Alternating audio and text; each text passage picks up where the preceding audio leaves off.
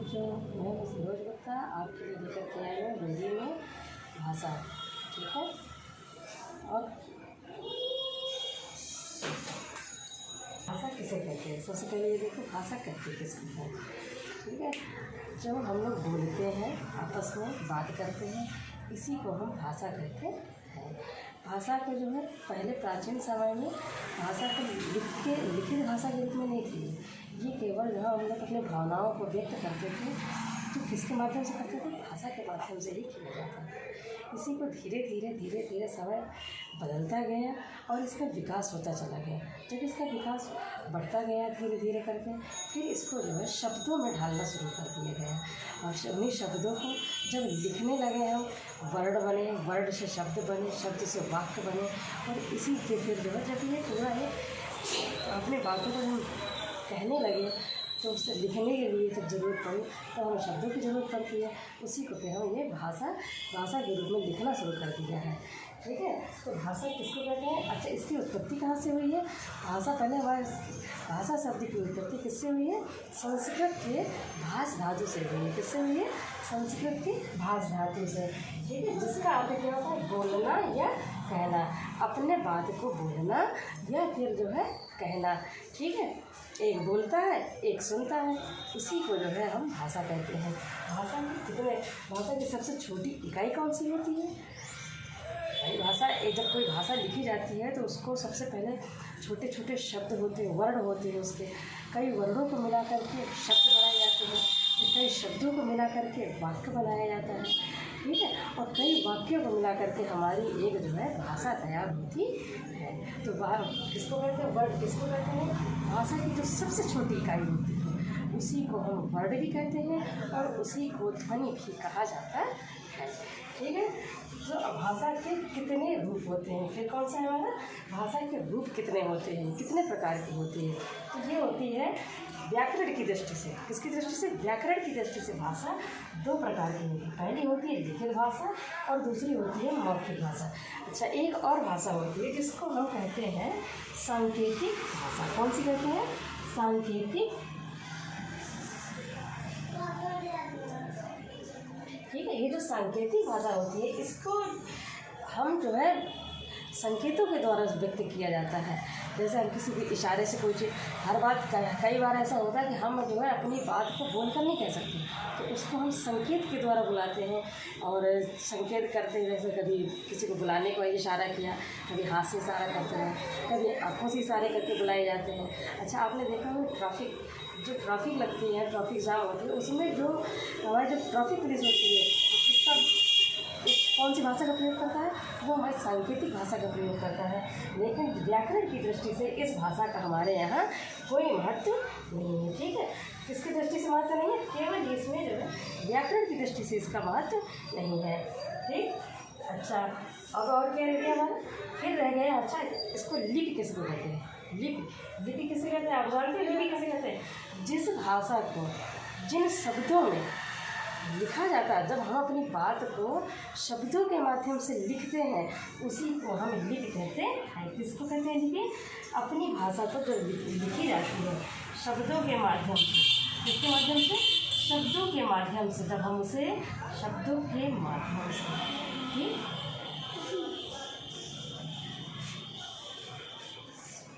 हम जब इसको एक आकार देते हैं तब उसे हम क्या कहते हैं? लिपि कहते हैं। ठीक है। इतनी बात समझ में आई? लिपि किसको कहते हैं? जब हमें शब्दों को, अपने वर्डों को, अपनी भाषा को, अपने भावों को, अपनी मन की बात को जब हम जो है शब्दों के द्वारा लिखते हैं, उसी लिखी हुई भाषा को हम लिपि कहते हैं। क्या कहते हैं उसको? लिपि कहते हैं। चलिए परिभाषा देखते हैं, इसकी परिभाषा किसे कहते हैं।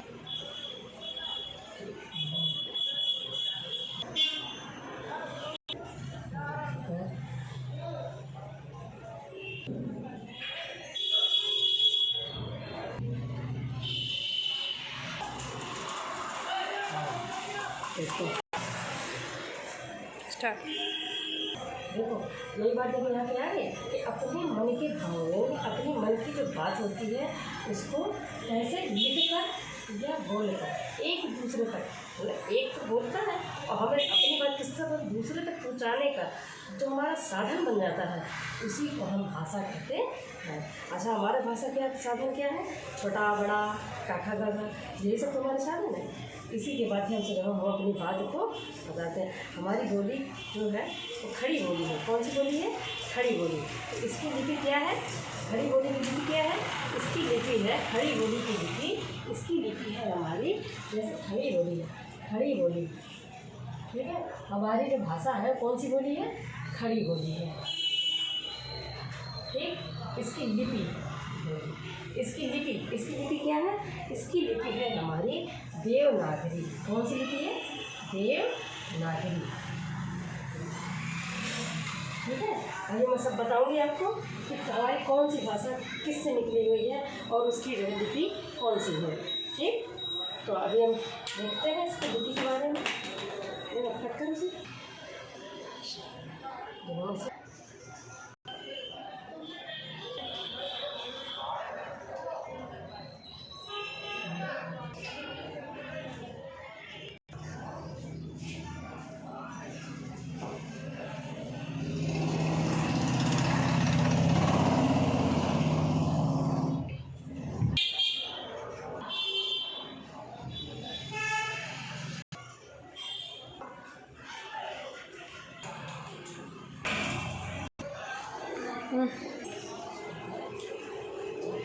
देखो यहाँ पर कुछ भाषाएँ लिखी हुई हैं और कौन सी भाषा किस लिपि में लिखी हुई है ये मैं आपको बताऊँगा। देखिए, संस्कृत भाषा की लिपि कौन सी है? इसकी भी देवनागरी है।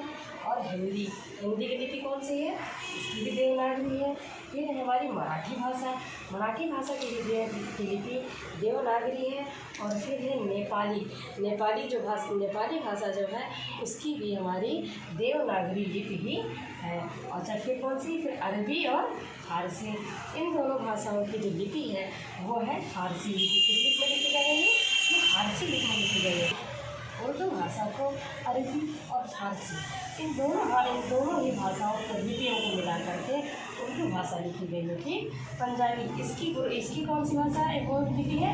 गुरमुखी। अच्छा बच्चों, ये बता, ये बीएड में और इसमें टेट में हिंदी के जितने भी पेपर्स होते हैं उनमें ये बहुत ही इम्पोर्टेंट प्रश्न होता है, क्योंकि ये हमेशा अधिकतर ये वाला पूछा जाता है। या तो ये पूछा जाएगा या फिर ये पूछा जाता है कि खड़ी बोली जो हमारी लिखी गई है, जो हमारी हिंदी है, वो कौन सी लिपि में है। तो कौन से हमेशा ध्यान जरूर ध्यान रखना है आपको।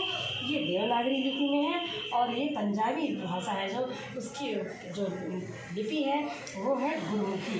कौन सी इसकी? गुरमुखी। और अंग्रेजी भाषा जो आज हमारे जो है जीवन में बहुत अहमियत रखती है और आज इससे अंग्रेजी भाषा की वजह से हर पहलू ही हमारा जैसे छूटा हुआ हो। तो इसकी भाषा का लिपि कौन सी? इसकी लिपि है रोमन लिपि है। कौन सी लिपि में है ये रोमन लिपि में है, ठीक है। अच्छा, अब भाषा की होता है, ठीक है। एक प्रश्न और यहाँ पे बनता है कि हमारी मातृभाषा कौन सी है? हमारी मातृभाषा कौन सी है? हमारी मातृभाषा है हिंदी। कौन सी है ये? हिंदी ही हमारी मातृभाषा। कौन सी भाषा है? मातृभाषा और राजभाषा, राष्ट्रभाषा, ये सारी भाषाएं हमारी हिंदी है। लेकिन मातृभाषा का मतलब समझते हैं? मातृभाषा का मतलब है वो भाषा जो हम अपने घर परिवार में अपनी माँ से सीखते हैं, उसे हम मातृभाषा कहते हैं। इसका जो क्षेत्र है वो कितना होता है? जब बच्चा छोटा होता है तो वो सबसे पहले मातृभाषा सीखता है। कौन सी भाषा सीखता है? वो मातृभाषा सीखता है। और हमारी मातृभाषा है हिंदी। कौन सी है? ये मातृभाषा को बच्चे अपनी मम्मी से, अपनी माँ से, पिता से, दादा दादी से, बुआ से और या फिर अदर जो परिवार के जो दूसरे सदस्य हैं उनसे जो भाषा वो सीखते हैं उसे ही हम मातृभाषा कहते हैं, ठीक है। ये वाला प्रश्न बहुत ही इम्पोर्टेंट होता है। इसमें ज़्यादातर लोग कंफ्यूज हो जाते हैं कि मातृभाषा कहते किसको हैं। कोई हिंदी भाषा तो है हमारी मातृभाषा, लेकिन जो अब जैसे जो बंगाली होते हैं, जैसे बंगाली भाषा जो होती है, तो बंगाली भाषा को भी हम उनकी मातृभाषा कह सकते हैं, क्योंकि वो अपने उसी परिवेश में रहते हैं। जो बंगाली फैमिली होता है वो अपने बच्चों को मातृभाषा सबसे पहले जो सिखाते हैं वो उनकी बंगाली होती है, जो अपने घर में ही सीखते हैं। वो घर से बाहर जो जैसे जहाँ भाषा ये नहीं बोली जाती है वो वहाँ नहीं सीख पाते। तो उसे ही हम मातृभाषा कि हमारी मातृभाषा क्या है? हमारी मातृभाषा हिंदी है, ठीक है। फिर है राजभाषा। कौन सी है? राजभाषा। अच्छा, हमारी राजभाषा क्या है? राजभाषा। ये राजभाषा, राजभाषा का मतलब क्या होता है? ये भी हमारी हिंदी मतलब क्या होता है? राजभाषा यानी कि जो हमारे राज्य में बोली जाती हो, और जितने भी राजकीय कार्य हैं वो सब इसी भाषा के माध्यम से हमारे किए जाते हैं, ठीक है। राष्ट्रभाषा। अब राष्ट्रभाषा और राजभाषा, हमारी जो राष्ट्रभाषा है वो भी क्या है? हिंदी ही हमारी राष्ट्रभाषा भी है। हमारे भारत देश में सबसे ज़्यादा हिंदी बोली जाती है। करीब 70% लोग हिंदी भाषा ही बोलते हैं। इसीलिए हिंदी को राजभाषा, राष्ट्रभाषा और मातृभाषा घोषित की गई है, ठीक है। तो हमारी जो हिंदी भाषा है वो राजभाषा कौन सी है? हिंदी है। राष्ट्रभाषा भी। अच्छा, राजभाषा इसको कब घोषित किया गया था? कब घोषित किया गया था? 14 सितंबर। 14 सितंबर है आपका 14।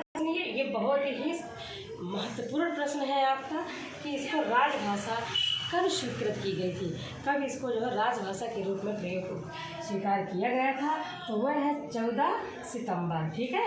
कौन से दिन है वो? 14 सितंबर के दिन। और सन है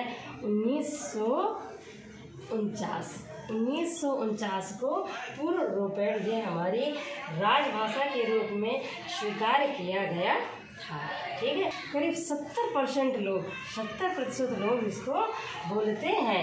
इसीलिए हर देश का यही एक नियम होता है कि जो भाषा सबसे ज़्यादा बोली जाती है उसी को वहाँ की राजभाषा या राष्ट्रभाषा घोषित कर दी जाती है। हमारे देश में सबसे ज़्यादा हिंदी बोली जाती है, इसीलिए हमारे देश की राष्ट्रभाषा हिंदी है। और इसको कब हमने, फिर से एक बार जान लो कि कब इसको जो स्वीकार किया गया था?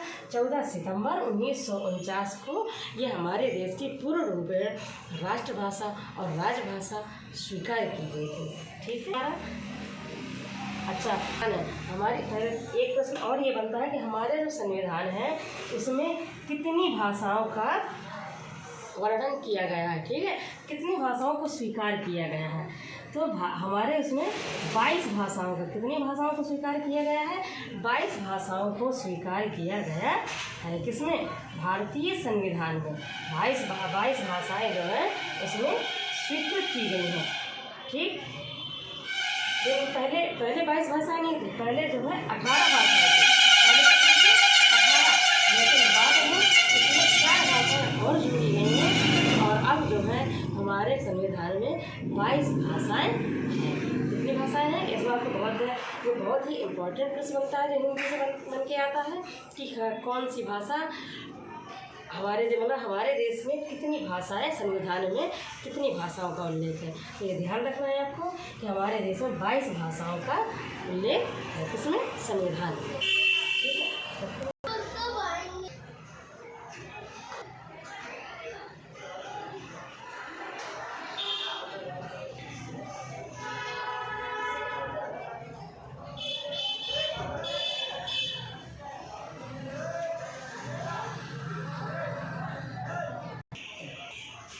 दर्द है हाथ में।